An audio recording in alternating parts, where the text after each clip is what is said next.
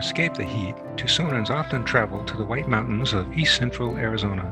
About a 5-hour drive, it passes through the Salt River Canyon, like driving a Grand Prix course, then through Show Low, named for the two of clubs, and then up into the Apache Sitgreaves National Forest. Lots of forest recreation up here, with a big sky and temperatures about 35 degrees cooler than in Tucson.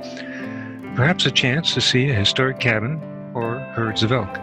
Easy camping also, either in designated campgrounds or freestyling out in the woods with no services, perfect for trailer glamping. In 2011, a campfire went out of control up here, someone else's campfire, not one of mine, and it grew into what became known as the Wallow Fire. Wallow burned for 6 weeks, covering 538,000 acres, the largest forest fire in Arizona history. This satellite photo was taken about halfway through the Wallow Fire, with a lot of smoke pouring into New Mexico. 2 years after Wallow, 2013, I put myself within a stand of nothing but dead trees, which was easy since dead trees were everywhere, and I took a 360-degree panoramic photo.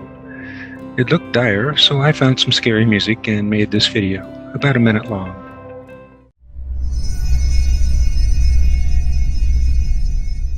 Just put yourself in the middle of a burned-out forest like the Wallow Fire of 2011 and spin around 360 and take in the scene of dead trees everywhere.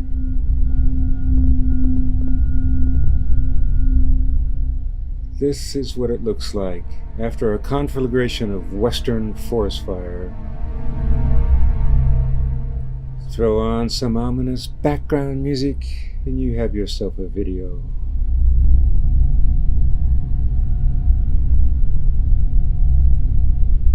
Awesome.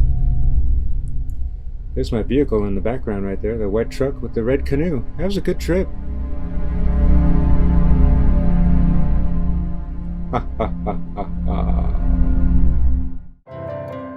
This year, 2020, 9 years post-Wallow, I found the same exact spot and took another full circle pano. Let's see how the site has changed through time.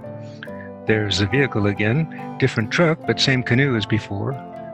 Most of the formerly standing dead trees have snapped or otherwise fallen over. There's little to no tree regeneration yet, neither spruce nor fir nor even aspen.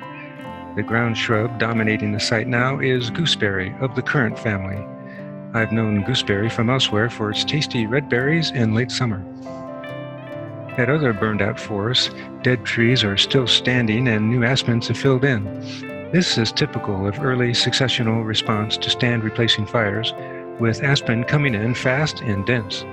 This entire area must be awash in golden colors during the fall, as there are millions of new aspen virtually everywhere throughout the Wallow burn. Speaking of that canoe, we do actually put in on the water. There's no end of lakes up here for peaceful canoeing. Even Skydog likes getting out in the boat, prudently attired in her own PFD, of course. A common aquatic plant in the lakes is called smartweed, of the buckwheat family, a nice touch of pink across the lakes. As for hiking, the trails up here are also endless, with lots to choose from. A popular hike is to Mount Baldy, up and down on either the east or west Baldy trails. This is official wilderness, therefore pristine. The forest is Rocky Mountain subalpine mixed conifer, too dense to ride a horse through, except for on the trail itself. Outfitters are ready to sell horse pack trips all summer. Either way, by hoof or by boot, the round-trip distance to Baldy is over 10 miles, so plan accordingly. A side trip from the high country is down to Eager and Springerville, less than an hour away. The squiggly line in the road is where it heads down into the Springerville volcanic field. All those bumps out there on the horizon are cinder cones, or other volcanoes, mostly recent, dating within the last 2 million years.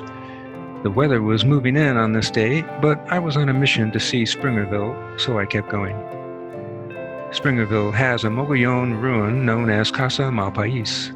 Visitor access is by guided tour only, which is why I took my chances with the weather. From aerial view, the community was nestled into an amphitheater of volcanic rock, protecting it from the incessant winds. It was close enough to the Little Colorado River for dependable water year-round, but far enough away from that river to avoid the occasional but inevitable flooding. There was plenty of flat land nearby for farming, and all in all, a perfect location for a sizable community.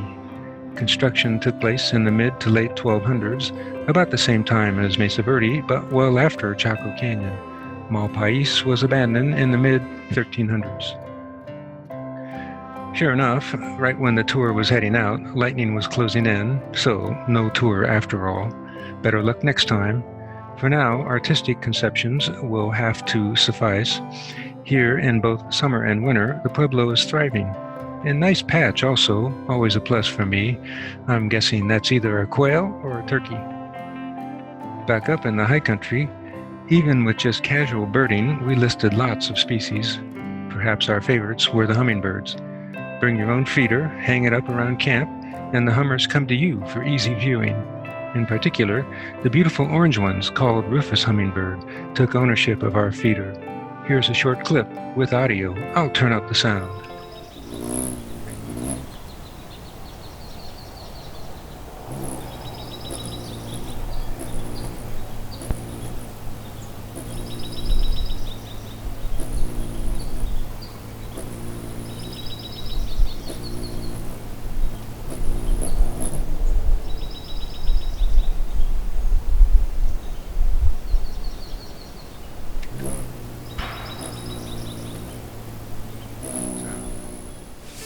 Fantastic sunsets every night up here.